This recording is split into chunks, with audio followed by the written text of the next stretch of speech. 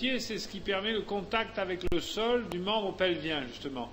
C'est donc la finalité proprement dite de l'appui. La phylogénèse est la phylogénèse habituelle du membre inférieur. Vous la connaissez avec la sagittalisation progressive du membre inférieur qui va se mettre dans l'axe du corps pour un appui progressif de plus en plus réel avec le développement de l'hominisation, le passage de l'appui, vous savez, la transformation d'un système préhensile en un système d'appui chez le singe qui va devenir un système d'appui proprement dit chez l'homme. En fait, c'est l'adaptation permanente au sol. C'est pas parce qu'aujourd'hui vous vivez dans un monde protégé avec des chaussures et des sols qui sont toujours plats. On dit allez faire un petit peu de la montagne, marchez sur des cailloux et vous verrez que votre pied va fatiguer très vite. Aujourd'hui, on a un pied qui est plus difficilement adaptable à tous les sols et à des sols différents. C'est bien sûr le pied qui permet la marche, mais qui permettra aussi la course et le saut. La marche en montagne vous fera découvrir que vous avez besoin d'une flexion dorsale du pied et d'une flexion plantaire. Sur le plan de la construction d'un pied, de sa adaptation au sol, ce qu'on peut dire, c'est que le pied, c'est la voûte plantaire. Qu'est-ce que c'est que la voûte plantaire?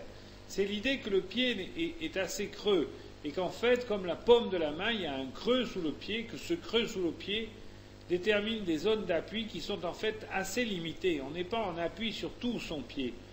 Quand on pose le pied au sol, le pied ne touche que par 3 points différents. C'est ce qu'on appelle les différents points d'appui, la tête du premier, la tête du cinquième et le calcanéum. Détermine ainsi des arches, des voûtes, des arches internes, arches externes et arches antérieures. Les 3 arches plantaires déterminent la voûte du pied. Le pied, c'est complexe, entre les interphalangiennes, les métacarpophalangiennes, la médiotarsienne, ce qu'on appellera l'articulation de Lisfranc, puis l'articulation de Chopard, bien évidemment, qui est le tarse antérieur, tarse postérieur, et la talocrueur, qui est la cheville. Donc, quand on décrit un pied, on décrit le pied en position de référence à 90 degrés, en vue latérale par exemple.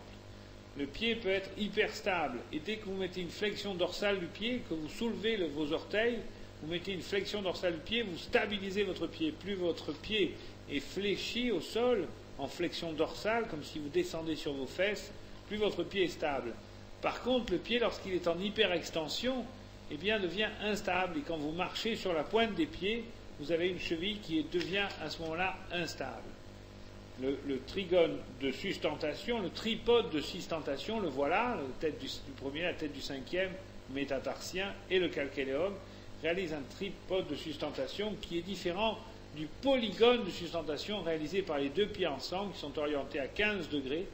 Et cette orientation des 2 pieds un petit peu vers le dehors, par la rotation spontanée du squelette de la jambe, est important à comprendre, car bien évidemment, plus vous élargissez l'espace entre vos 2 pieds, plus vous mettez un écart entre vos 2 pieds, plus vous agrandissez votre polygone de sustentation et plus vous stabilisez votre station debout.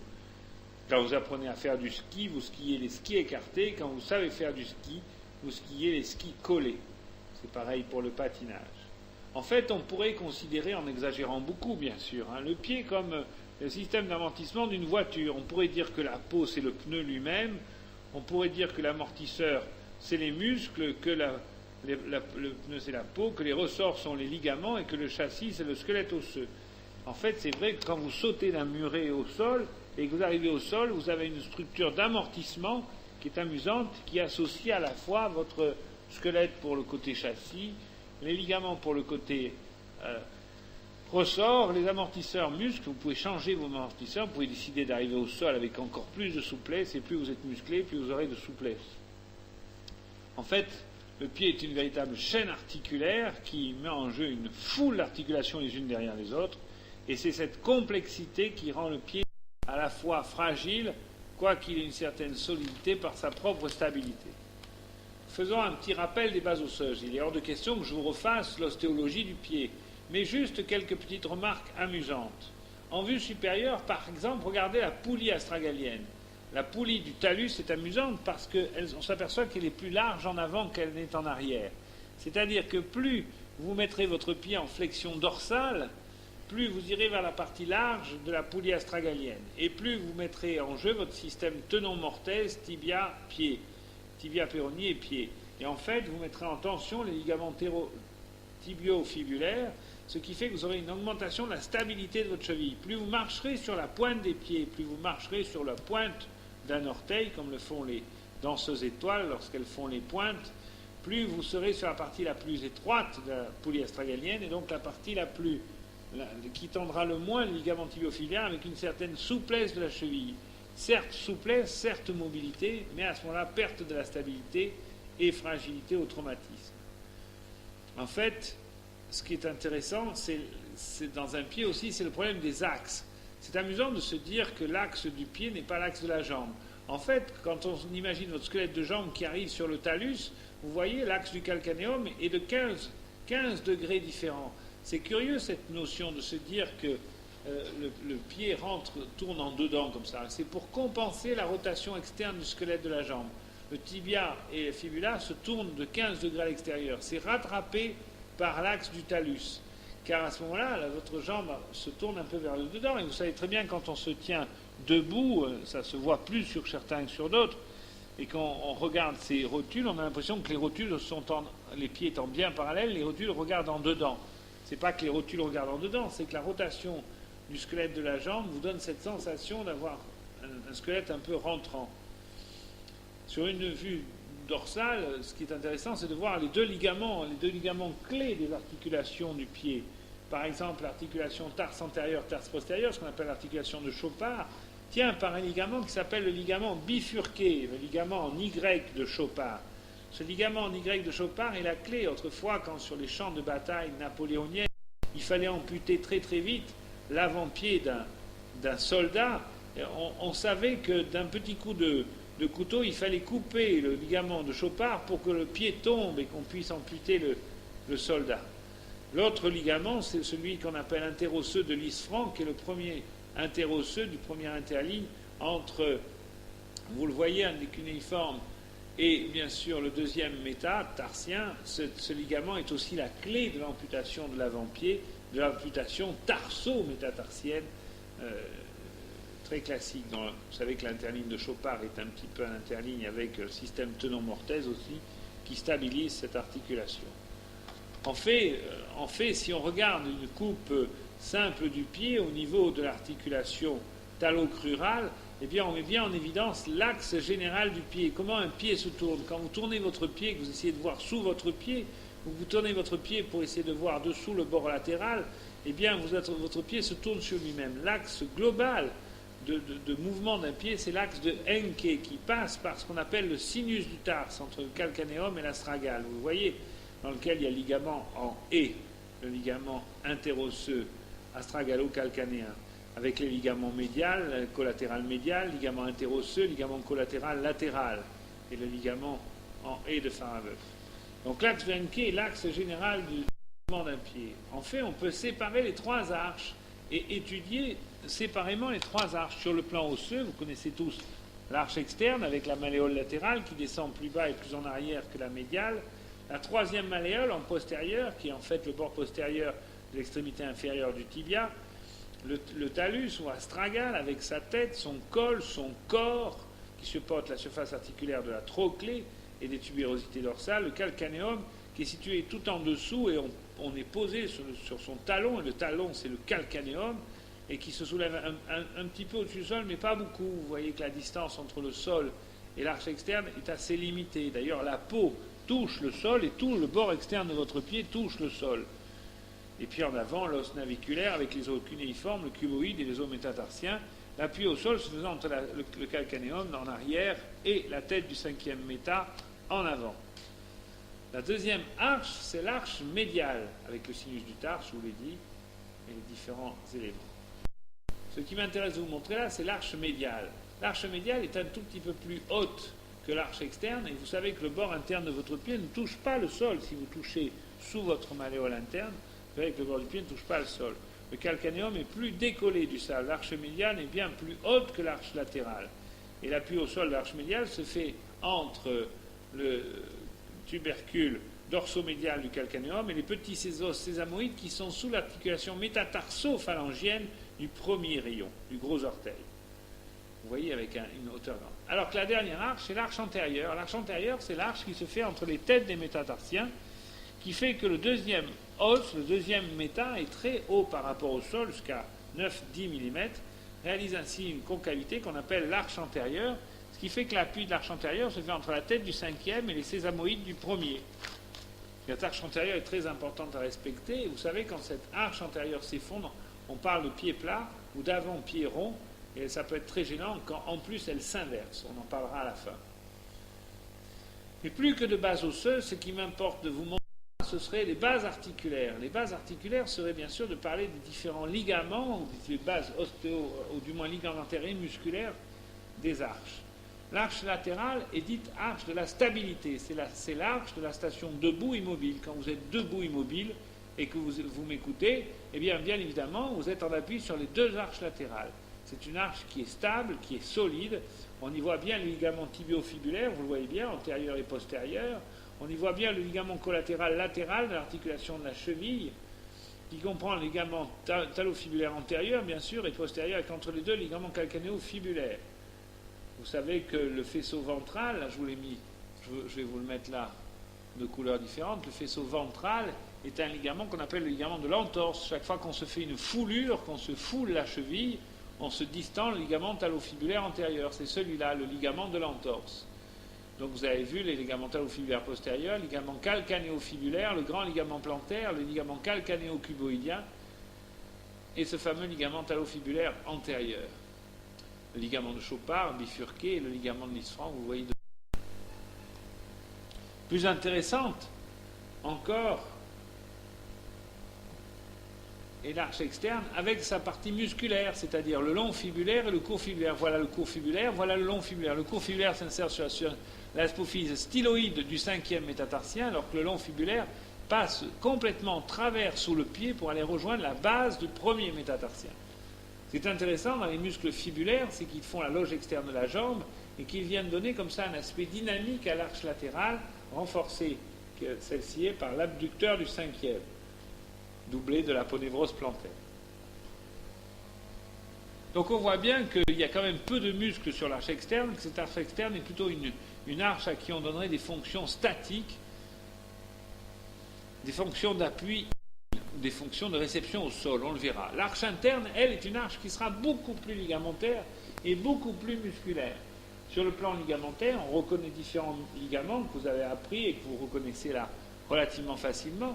Le ligament glénoïdien, très important, ligament glénoïdien, le ligament deltoïdien qui s'ouvre comme un...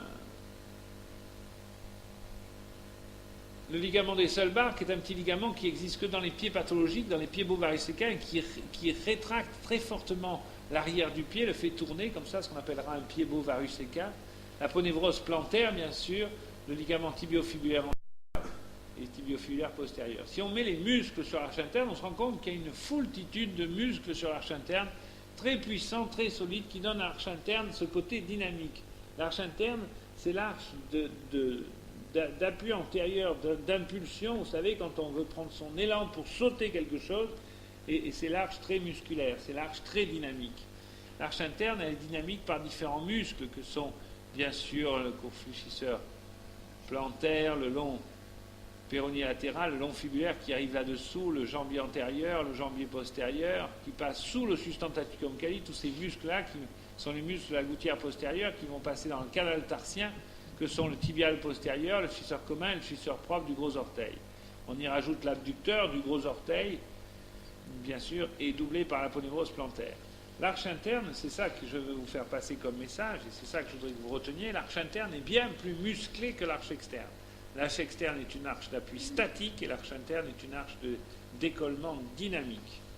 Très important. La dernière, moins d'importance que les deux autres, bien sûr, c'est l'arche antérieure.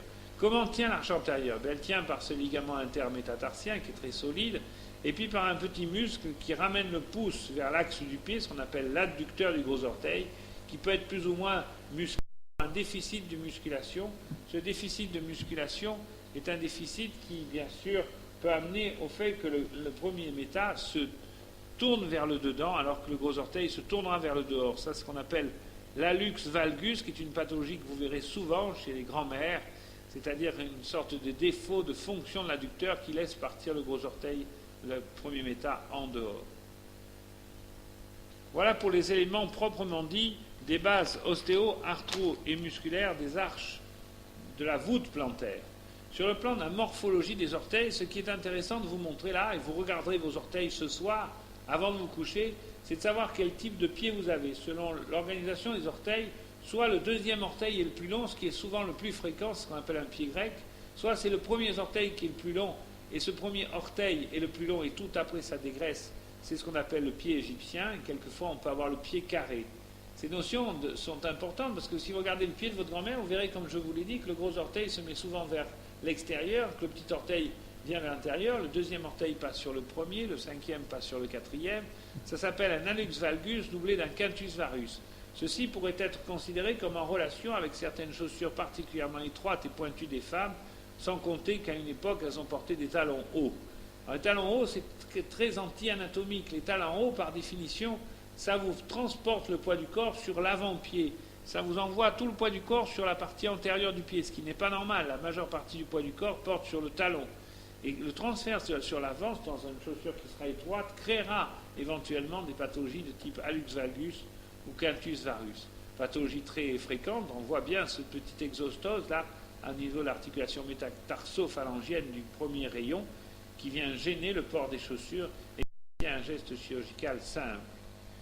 Une autre notion que les podologues connaissent bien, et tous les chirurgiens orthopédistes et les rhumatos utilisent, vous verrez dans certains cabinets de rhumatologues, là chez les podologues, vous avez ce qu'on appelle un podoscope. Un podoscope, c'est une boîte dans laquelle il y a une lumière, un miroir au fond, et on vous fait marcher sur une vitre. Pourquoi vous fait-on marcher sur une vitre? Parce que dans le miroir au fond de la boîte, le médecin voit ce qu'on appelle les empreintes plantaires. Les empreintes plantaires, c'est l'empreinte que laisse votre pied sur du sable mouillé quand la vague se retire. Et vous voyez bien que vous avez laissé une empreinte. L'empreinte normale, elle est facile. On voit le gros orteil, chacun des orteils. Et on voit bien que l'arche externe appuie sur le sol, alors que l'arche interne appuie peu. Et donc vous avez cet aspect resserré dans la partie moyenne du pied, ce qu'on appelle une empreinte de pas. Quand je vous ai dit que les surfaces articulaires, les cavités glénoïdes de l'atlas avaient des formes en empreinte de pas, et bien là vous l'avez bien avec ce rétrécissement moyen. Certaines personnes ont un pied qui se creuse. Et quand un pied se creuse, on a l'impression que le milieu du pied s'est rétracté vers le haut. Et quand il marche sur le sable, la partie moyenne touche à peine le sable. Ça touche devant et ça touche derrière, le talon et l'avant-pied et puis les orteils. Ça, c'est ce qu'on appelle un pied creux. C'est très classique. Certains malades ont pire que ça encore. Certains patients, certains petits-enfants, quelquefois n'arrivent à marcher que sur leur avant-pied. Ils soulèvent le talon. Et marchant sur l'avant-pied, ils marchent sur le bord externe, sur le cinquième. Vous voyez que l'empreinte du cinquième orteil est plus grosse que les autres. Ils écrasent leur cinquième orteil et ils marchent sur l'avant-pied, c'est ce qu'on appelle un pied beau. Mais beau, pas au sens qu'il est beau, hein.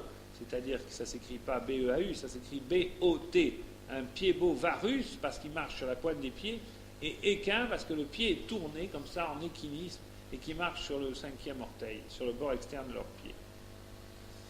Bien sûr que le contraire d'un pied creux, c'est quand tout le pied touche le sol. Et si sur la plage, vous laissez une empreinte d'un pied qui est très profond, vous verrez que tout votre pied touche le sol. On a l'impression que l'arche interne n'est pas suffisamment décollée du sol et qu'elle fait une empreinte tout de suite. Ce sont des gens qui marchent sur un pied qui est très écrasé. Ils marchent sur la partie interne du pied, vous en verrez. Quelquefois, en ville, on voit des gens qui ont tendance à marcher. Quand vous regardez l'usure du talon d'une chaussure et vous voyez que ce talon est très usé sur la partie tout à fait interne, c'est qu'ils marchent sur l'interne du pied. Ils ont une tendance au pied plat. Ça s'appelle un pied plat, et la forme grave, c'est quand le talus vient toucher le sol. Quand on se met à marcher sur son astragale, qui devrait être suspendu en lit, c'est grave, ça s'appelle un pied beau talus valgus. Bien sûr que la répartition du poids, je vous l'ai dit, se fait d'abord et avant tout sur le calcanéum. La moitié de votre poids va sur le calcanéum, et l'autre moitié se répartit entre le cinquième et le premier. Cette répartition du poids du corps sur un pied est très importante, et lorsque vous prenez des chaussures de sport, regardez bien que vous soyez bien au niveau du talon et bien au niveau des orteils.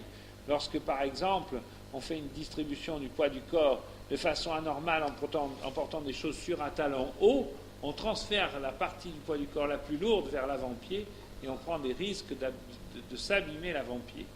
Certaines pathologies sont graves et Husel m'avait donné cette fracture d'un pied beau varus équin neurologique par rétraction musculaire. Donc vous voyez bien que la forme générale va gêner la marche et que le sujet ne marchera que sur le bord externe de son. un pied, c'est quand même beaucoup de transfert du poids du corps. Donc on a les mêmes stravésospongieux qu'on a au niveau fémoral, à tous les niveaux de tous les os. Et on voit bien que la transmission du poids du corps se répartit soit vers l'arrière sur le calcanéum, soit vers l'avant sur la tête des métas. Cette répartition des travésospongieux est très importante pour comprendre la répartition du poids du corps. Après les bases ostéo-articulaires, passons sur les bases musculaires.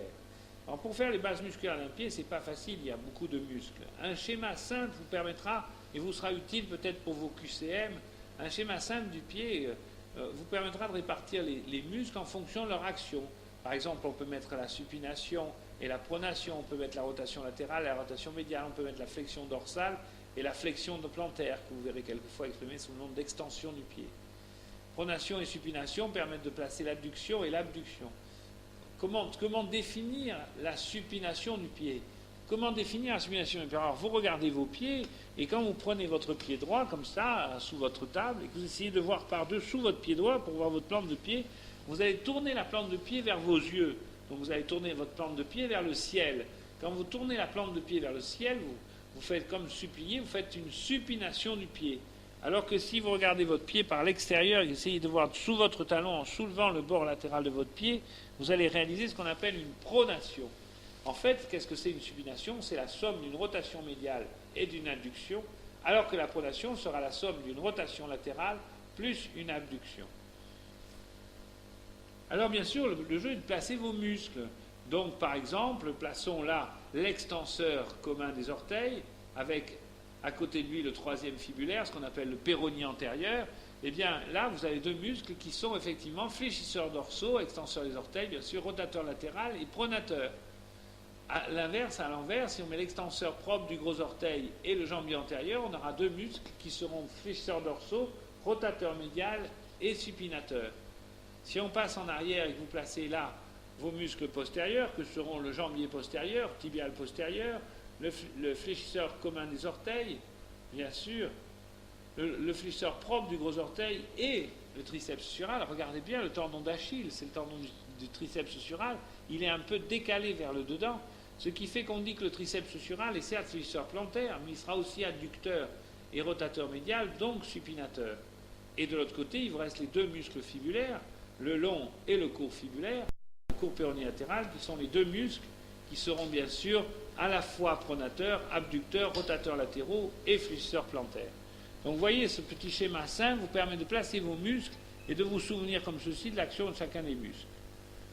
En fait, lorsqu'on étudie le pied et qu'on étudie la cheville pour la flexion-extension et le pied pour les autres mouvements, eh bien on se rend compte qu'on peut séparer les différentes bases musculaires en fonction des différents types d'actions. Quand par exemple vous faites une pronation du pied, c'est-à-dire que vous soulevez le bord externe de votre pied pour regarder sur le côté de votre pied, vous soulevez comme ça, eh bien vous allez utiliser les deux fibulaires, le court et le long fibulaire, avec le troisième fibulaire bien sûr et un petit peu l'extenseur des orteils.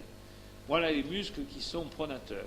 Si à l'inverse vous soulevez votre pied, vous regardez votre pied et vous essayez de voir sous la plante du pied, donc vous allez regarder en soulevant votre pied pour tourner la plante du pied vers le ciel, vous allez faire ce qu'on appellera une supination. Voilà ce qu'on appelle une pronation. Donc vous voyez bien que sur cette vue-là magnifique, en 3D, du long fibulaire à gauche et du court fibulaire à droite, vous voyez bien quand le bord externe du pied se soulève. Vous voyez, c'est joli, c'est très bien fait ça. Donc on voit bien qu'il est d'abord fléchisseur plantaire, et on marche sur la pointe des pieds, puis une fois qu'on est sur la pointe des pieds, on fait une pronation. Vous vous rendez parfaitement compte que les muscles fibulaires sont des muscles qui sont fléchisseurs plantaires et pronateurs. Le court fibulaire est encore plus efficace, il est encore plus pronateur que le long fibulaire. Vous voyez bien que le tendon du long fibulaire, on le voit en transparence, passe sous la rein et va s'insérer sur la base du premier. C'est important que vous voyez ça, parce que vous voyez que le long fibulaire est un muscle, vous avez appris en ostéo, en myo, je veux dire. Bien sûr, c'est un muscle simple, mais il faut quand même bien comprendre que le fibulaire, il va jouer sur l'arche antérieure. C'est-à-dire que si vous tirez très très fort sur votre long fibulaire, vous allez serrer votre pied en transversal et vous allez augmenter l'arche antérieure par effet secondaire. Bien sûr, passons à d'autres actions que sont par exemple la flexion dorsale. La flexion dorsale du pied, c'est quand vous augmentez. Qu'est-ce que c'est ça? C'est la pronation. On y revient pour d'autres muscles. On va voir peut-être un autre muscle pronateur que sera le petit péroné antérieur, le troisième fibulaire. Vous le voyez là bien, on le voit bien, il est très très petit, c'est un très petit muscle on a de la peine à le comprendre, il n'a que très peu d'intérêt, il fait plutôt partie de la loge antérieure que de la loge externe, il est calé. Et de l'autre côté, je vous ai mis l'extenseur propre du gros orteil. Vous voyez l'extenseur propre du gros orteil, il tire sur le gros orteil, il étend le gros orteil, et ensuite il étend le pied.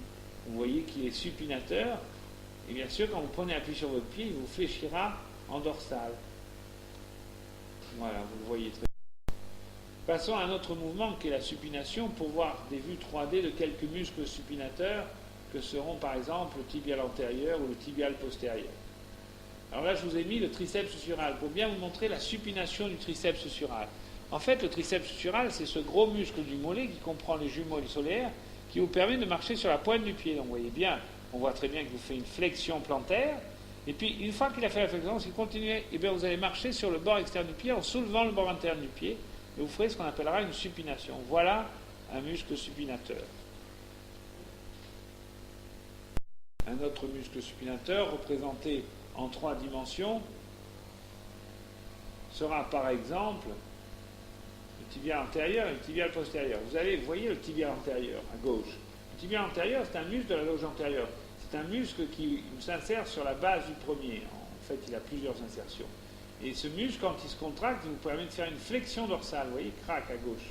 On va le voir, il va démarrer. Ça, c'est quand il inverse ses points d'appui, il amène la jambe en avant. Mais il fait d'abord une flexion dorsale. Quand il est fini, il fait une supination.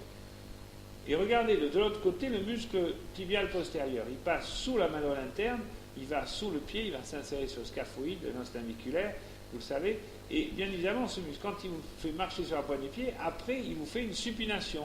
Donc là, vous avez une supination en vue antérolatérale et une supination en vue postérieure. Vous voyez la supination, ça tourne la plante de votre pied vers votre visage. On le voit très bien.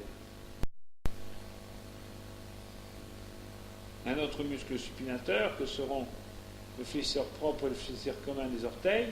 On va les voir maintenant. Voilà par exemple le flexeur propre à gauche et le flexeur commun à droite. Le flexeur propre des orteils, c'est un long tendon qui passe dans le canal tarsien, vous le voyez bien là, le canal tarsien, et qui va se terminer sur la dernière phalange du gros orteil. Fléchira le gros orteil et après avoir fléchi le gros orteil, fera une flexion plantaire pour marcher sur la pointe des pieds.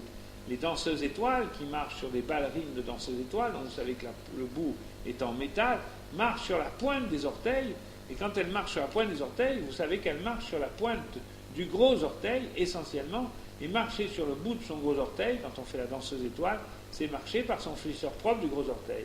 À droite, vous avez le flexeur commun des orteils, on le voit très bien, vous le voyez là, se contracter, et fléchir la dernière phalange des orteils, la troisième, et puis une fois qu'il a fléchi la dernière phalange, et fléchit complètement les orteils, et bien on permettra de monter sur la pointe des pieds, voilà, comme ceci.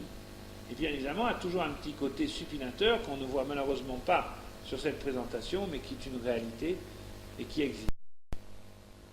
Ceci est très important, vous puissiez le voir. Passons maintenant à la flexion-extension. Qu'est-ce que c'est la flexion-extension de la cheville? La flexion-extension de la cheville n'existe pas. Aujourd'hui, la plupart des médecins disent flexion dorsale du pied pour la flexion et flexion plantaire pour l'extension. Mais vous savez très bien que si vous dites extension du pied, ça veut dire flexion plantaire. Qu'est-ce que c'est la flexion du pied? La flexion dorsale du pied, c'est l'intervention du tibial antérieur, bien sûr, de l'extenseur propre et de l'extenseur commun des orteils. Ces 3 muscles sont importants. Imaginons par exemple que je vous fasse travailler là l'extenseur propre du gros orteil, et quand il a fini d'étendre le gros orteil, il fléchit. C'est ça la flexion dorsale de la cheville. Et vous le voyez fonctionner. De l'autre côté, vous avez l'extenseur propre des orteils qui étend les orteils, et puis qui ensuite va continuer à se contracter pour une flexion dorsale du pied, alors qu'en même temps, le pied se mettra en pronation. Vous voyez, le pied va se soulever, regardez, à droite, le pied se soulève en flexion dorsale, et en même temps, il va tourner sur lui-même un petit peu en pronation du pied. Pronation, c'est tourner la plante du pied vers le sol pour prendre quelque chose. Aujourd'hui, vous ne pouvez plus rien prendre avec votre pied, mais c'est des restes d'évolution. Vous allez quand même garder la possibilité d'une pronation du pied. L'extension du pied, qu'est-ce que c'est? L'extension du pied, c'est la flexion plantaire. C'est essentiellement et avant tout un muscle très puissant qui est le tendon d'Achille avec le triceps sural, auquel on ajoute les fibulaires, le court et le long fibulaire. Et bien sûr, on y ajoute souvent les muscles postérieurs que sont le tibial postérieur, le flexeur propre et le flexeur commun des orteils. Imaginons par exemple qu'on fasse marcher, là vous l'avez parfaitement de l'autre côté, la représentation du cours fibulaire. Et sur le côté droit, mais malheureusement il ne se déclenche pas, le flexeur commun des orteils. Le flexeur commun des orteils, on l'a déjà vu tout à l'heure, il permet de monter sur la pointe des pieds. Donc tous ces muscles innervés par le nerf tibial sont des muscles qui vous font l'extension du pied ou la flexion plantaire du pied. Et la flexion plantaire du pied, c'est être capable de marcher sur la pointe des pieds. La flexion dorsale, c'est être capable de marcher sur le talon. Quand vous recevez un malade qui a une sciatique, j'ai mal au dos, j'ai la douleur qui descend dans la fesse, dans la cuisse, eh bien la première chose que vous allez lui dire, c'est essayer de marcher devant moi, allez marcher devant moi en marchant sur la pointe des pieds. Si le malade est capable de marcher sur la pointe des pieds, c'est qu'il a une bonne fonction de son triceps sural, c'est-à-dire qu'il a une bonne fonction de S1, c'est-à-dire qu'il a une sciatique qui est certes douloureuse et sensitive, mais qui n'a pas encore d'atteinte motrice. Si à l'inverse, vous lui dites marcher sur le talon, il faut qu'il lève son pied, qu'il marche sur ses talons, et là, vous allez étudier L5, c'est-à-dire l'innervation par le nerf fibulaire superficiel et profond des loges antérieures et latérales. Bien évidemment, quand vous étudiez la flexion dorsale et la marche sur la pointe du pied, vous étudiez essentiellement la loge antérieure, c'est-à-dire essentiellement le nerf fibulaire superficiel. Il est bien certain que vous pourrez distinguer comme ça des sciatiques qui sont que douloureuses et que sensitives, sans atteinte motrice, et des sciatiques avec atteinte motrice. Un patient qui ne peut pas marcher, qui a une sciatique S1 et qui ne peut pas marcher sur la pointe des pieds, il a une sciatique S1 grave, parce qu'en plus de ça, il a une atteinte motrice. Donc vous voyez les bases musculaires, elles sont assez simples. Il faut bien connaître son anatomie descriptive, mais vous êtes capable de réfléchir et de vous y promener. En fait, en termes de mobilité, c'est-à-dire en termes d'amplitude, quelles sont les amplitudes de fonction? Bien, les amplitudes de fonction sont des amplitudes qui sont assez classiques. Vous savez tous que vous êtes bien plus ample en flexion plantaire qu'en flexion dorsale, que la flexion dorsale du pied ne dépasse pas 25 degrés. C'est la position de la cheville hyperstable, je vous l'ai dit. C'est le petit dessin que je vous ai mis dans le polycoque à côté. C'est sûr que si, par exemple, vous êtes en flexion plantaire, en flexion dorsale, vous serez avec le calcanéum qui sera relevé, la tête du calcanéum, puis quand vous passez en flexion plantaire, là, vous descendez votre calcanéum, et votre astragale, et vous passez sur la partie la plus étroite. C'est-à-dire que votre pied sera d'autant plus stable qu'il sera en flexion dorsale. C'est pour ça que quand vous allez louer des chaussures de ski, vous achetez des chaussures de ski, quand vous mettez vos chaussures de ski, déjà d'emblée dans la chaussure de ski, le pied est mis en flexion dorsale. C'est dire que grâce aux nouvelles chaussures de ski, aujourd'hui, il n'y a quasiment plus de traumatologie du pied et de la cheville. On ne se tord plus la cheville en ski, c'est fini. Par contre, ça a transféré les charges traumato sur le genou. Et aujourd'hui, en ski, on se fait une entorse grave du genou, mais on ne se fait plus de lésion de la cheville. La cheville est déjà bloquée en flexion dorsale. C'est d'ailleurs, cette position de flexion dorsale dans les chaussures de ski est amusante, parce que si on vous met d'emblée en flexion dorsale de la cheville dans la chaussure de ski, vous êtes obligé de vous tenir un peu en avant et de fléchir le genou. Ce qui est amusant, c'est qu'ils ont bien pensé leur truc, parce qu'en vous fléchissant le genou, ils vous donnent une rotation du genou, ce qui vous permet de tourner mieux en ski. Malheureusement, à partir du moment où ils vous mettent une rotation du genou, c'est que vous êtes en flexion du genou, et donc quand dans un genou mobile et peu stable, et vous ferez facilement une entorse du genou. Donc vous voyez, ce qu'on gagne d'un côté, on peut le perdre de l'autre. Donc cette cheville en flexion dorsale, c'est la position hyperstable des chaussures de ski qu'on connaît bien, et sous le contrôle de L5. Alors que l'inverse, c'est l'extension de la cheville. L'extension de la cheville, la flexion plantaire, vous met sur la partie la plus étroite de la poulie du talus, et donc à ce moment-là, vous êtes avec une cheville très souple et très instable. Et quand on fait de la course à pied, qu'on se tord la cheville, qu'on se fait une entorse de la cheville, c'est simplement qu'on a fait de la course à pied sur la pointe des pieds. Parce que bien évidemment, si vous voulez une bonne stabilité, vous courez sur vos talons avec vos pieds en flexion dorsale. Si vous voulez être un type très souple, très rapide, vous allez courir sur la pointe des pieds. Mais ce que vous gagnerez en rapidité, vous le perdrez en stabilité. C'est la position instable de mobilité maximale, qui certes est peu utilisée dans la vie courante, mais qui est très utilisée dans la danse ou dans la course. Bien sûr, qui est sous le contrôle de S1. Voilà ce qu'on appelle la flexion-extension. Flexion dorsale L5, extension flexion plantaire S1. Alors bien sûr, cette flexion plantaire, elle se montre, on voit mal, vous voyez la surface, la poulie de l'astragale, vous la voyez bien, la poulie, la trochlée, la poulie de l'astragale là-bas. Vous voyez qu'ils ont représenté un petit peu plus que la flexion-extension. D'abord flexion-extension, puis ensuite ils vous font des drôles de mouvements du pied, vous voyez, comme si le pied pouvait tanguer et valser comme ça sous la cheville. Vous essayerez de le faire vous-même avec votre pied. C'est assez spécial. Qu'est-ce que c'est ce mouvement où le pied se tourne sous la cheville comme ça? Eh bien, ce sont les mouvements de l'avant-pied, c'est-à-dire l'articulation qui est sous l'astragale, ce qu'on appelle l'articulation subtalaire ou sous-astragalienne, ou astragalo-calcanéenne. Cette articulation est très complexe, elle a deux surfaces articulaires, vous avez appris ça, un espace entre les deux qui s'appelle le sinus du tarse, avec un ligament interosseux là, qui s'appelle le ligament en haie de Farabeuf.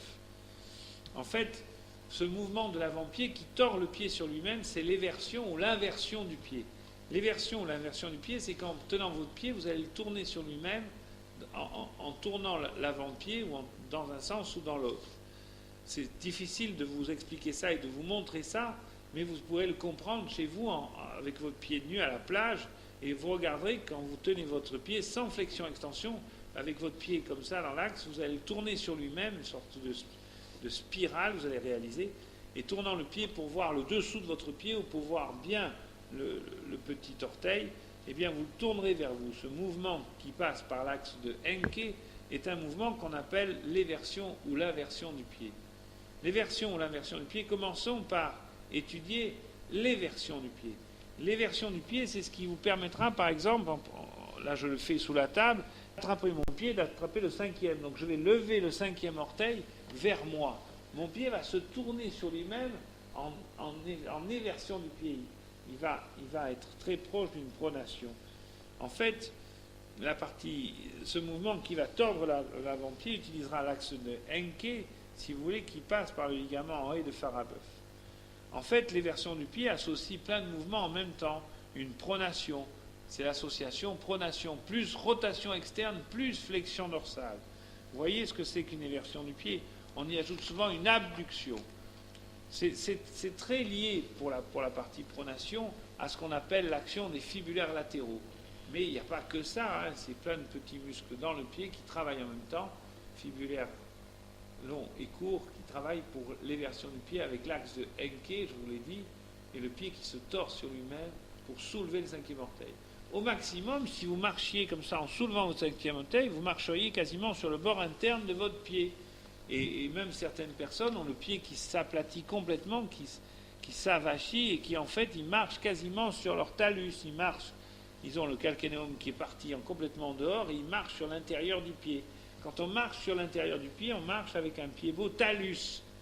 C'est-à-dire on marche sur le talus. Talus ne veut pas dire talon, veut dire astragale. Le pied-bot talus valgus pour dire que le pied part en dehors. C'est ça le pied-bot talus, avec une empreinte classique au sol de pied-bot talus valgus.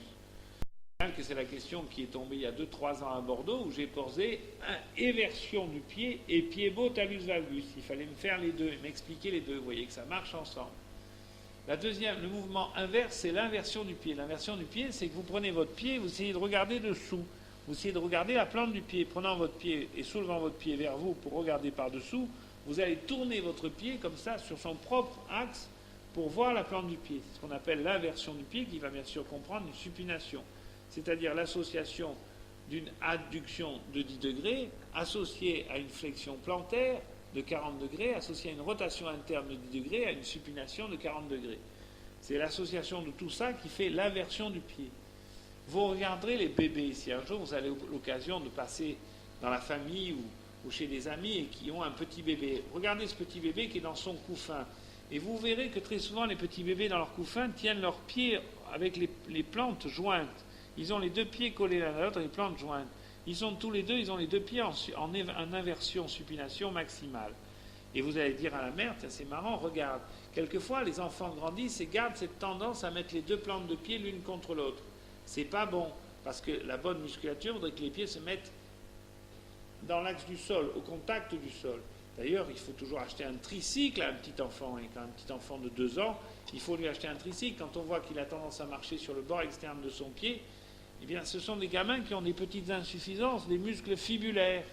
Alors, il y a une astuce de pédiatre qui est très connue. Le pédiatre, il prend le pied nu du bébé, il prend une petite brosse à dents, et puis il montre à la mère. Et vous le ferez discrètement sur un bébé, si vous en avez un qui vous passe entre les mains, et vous irez gratter avec votre ongle le bord externe du pied du bébé. Et stimulant le bord externe du pied du bébé, vous allez stimuler le nerf musculo-cutané, qui est le nerf fibulaire superficiel, qui est bien sûr le nerf qui va innerver les fibulaires. Et stimulant la peau, qui est en rapport avec la contraction, vous allez obtenir une contraction des fibulaires. Et quelle ne va pas être votre surprise de voir le bébé soulever son pied en éversion et corriger son inversion. Donc vous voyez que cette petite attitude en supination des pieds des bébés peut être corrigée par une petite rééducation qui frotte le bord externe du pied. Tous les pédiatres apprennent ça aux jeunes mamans quand elles ont l'impression que les pieds de leurs enfants tournent un peu.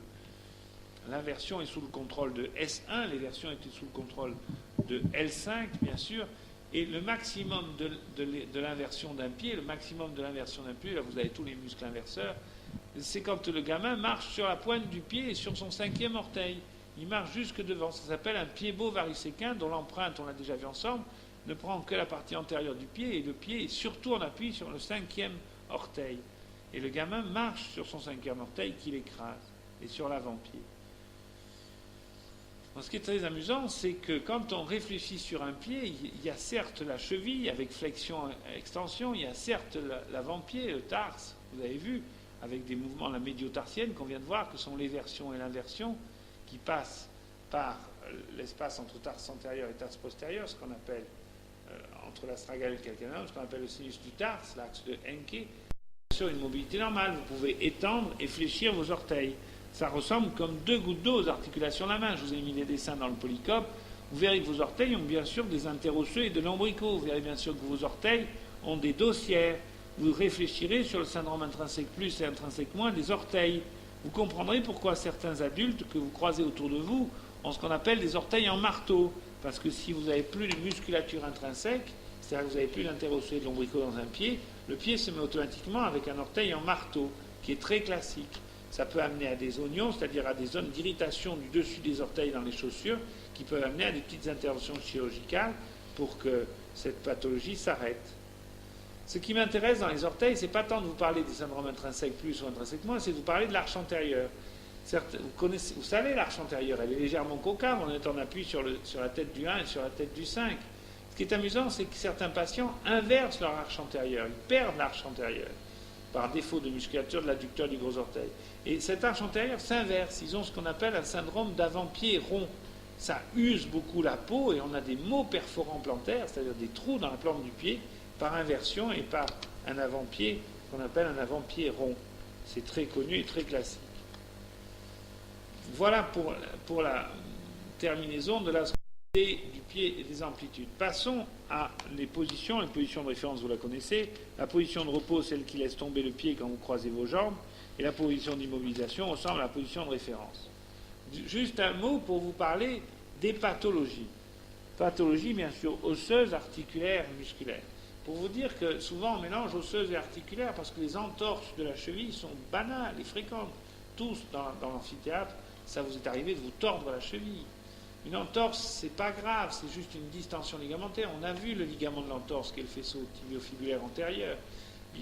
On peut se faire, quand vous touchez votre pied après une entorse, il y a un moment où vous allez hurler. Il y a un endroit où quand vous appuyez, vous hurlez. C'est le ligament, vous êtes pile sur le ligament. Quelquefois, l'entorse est plus grave et vous êtes tordu la cheville de façon beaucoup plus violente. Quand l'entorse est plus grave, très souvent, ce qui est amusant, c'est que le ligament peut lâcher, ça s'appelle une rupture ligamentaire. Quelquefois, il tient, il arrache un fragment d'os avec lui. Et il arrache le bout de la malléole. Ça s'appelle une fracture bimalléolaire, parce que les deux malléoles cassent, l'une parce qu'elle est poussée par le pied qui se tord, et l'autre parce qu'elle s'arrache sous la résistance ligamentaire.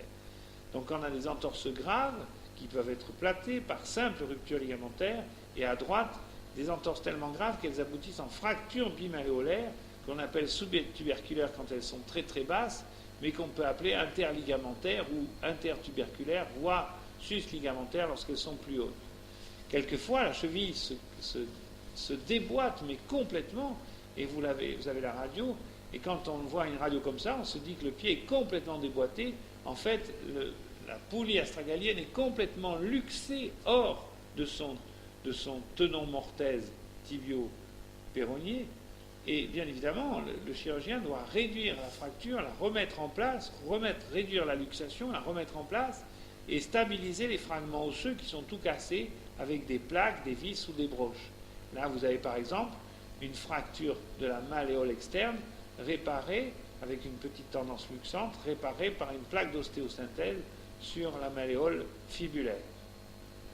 Mais on peut avoir des luxations plus graves qui, par exemple, des énucléations du talus, c'est-à-dire que l'astragale se retrouve luxé hors du pied et le calcanéum monte au contact du tibia, très spectaculaire.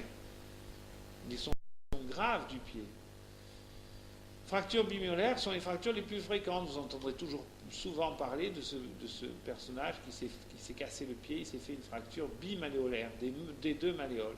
On a déjà vu ensemble dans le genou la fracture de Maisonneuve qui va fracturer la malléole interne, vous la voyez en bas, et qui colle et qui casse le péroné bien plus haut que la cheville, qui casse le péroné tout à fait au genou, au niveau du col de la fibula.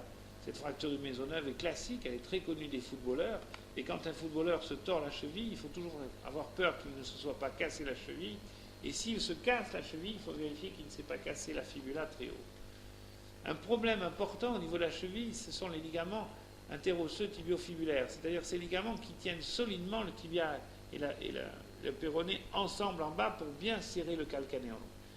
Quand on se fait une entorse à la cheville, quelquefois on se distend les ligaments tibiofibulaires et quand ils se rompent, ça peut donner un espace anormal entre ces deux os qu'on appelle un diastasis tibiofibulaire. Ce diastasis tibiofibulaire est extrêmement gênant. Il peut entraîner bien évidemment une gêne à la marche avec les deux os qui s'écartent en permanence. Ça se termine par un vissage avec une vis tibiofibulaire. Enfin, les métacarpiens peuvent se casser. On connaît tous les fractures des métas. Et là, regardez bien, c'est un jeune homme, puisque vous voyez qu'il n'est pas entièrement ossifié. On voit au niveau de son gros orteil la jonction métaphysaire entre l'épiphyse et la diaphyse. Et ce petit os qui se détache, là, je vais vous mettre la flèche dessus, au niveau du cinquième, vous voyez, la styloïde du cinquième, là, ce petit trait-là, peut être considéré comme une fracture du tube métatarsien. Les entorses simples distendent le faisceau ventral du ligament latéral, c'est facile, c'est le ligament de l'entorse, on l'a vu ensemble.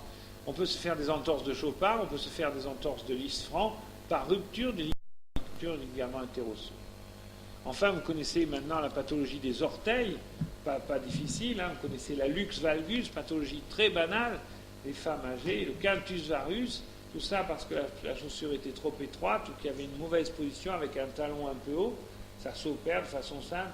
Vous connaissez les orteils en griffe, vous connaissez les orteils en marteau, pas de problème dans les syndromes intrinsèques, pas difficile. Une pathologie amusante, ce sont les nodules de l'aponévrose plantaire qui ressemblent à deux gouttes d'eau comme deux gouttes d'eau aux maladies de Dupuytren. Ça s'appelle la maladie de Lederhose. C'est le Dupuytren du pied. Certains se font des nodules au niveau de l'aponévrose plantaire et ça donne un aspect en rétraction qui creuse le pied, peut donner un pied creux ou mettre les orteils en crochet. Pathologie très classique, très banale. Une pathologie des marathoniens est aussi connue. C'est ce qu'on appelle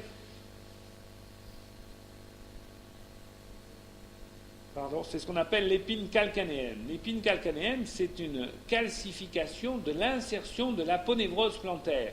À force de courir 42 km 4 fois par semaine, le marathonien finit par s'ossifier son aponévrose plantaire.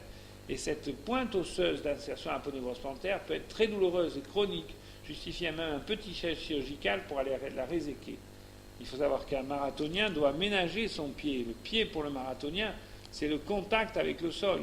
Vous savez que les marathoniens protègent énormément leurs pieds, que les chaussures des marathoniens sont très particulières et que bien évidemment il faut faire des bains d'huile. On sait que le pied glisse dans la chaussure chaque fois que vous marchez. Ça peut donner des ampoules, des irritations très violentes du pied. Vous savez qu'aux Jeux Olympiques, pour les courses de fond de 5 000 et 10 000 mètres, les coureurs ont des chaussures très particulières, aujourd'hui très légères, avec de très fines chaussettes. Ce qu'on voudrait, c'est que la chaussure soit une enveloppe du pied et ne soit pas une structure rigide dans laquelle se glisse le pied. Très important. Pathologie, bien sûr, par le pied bovarus équin, celui où le sujet marche sur son pied.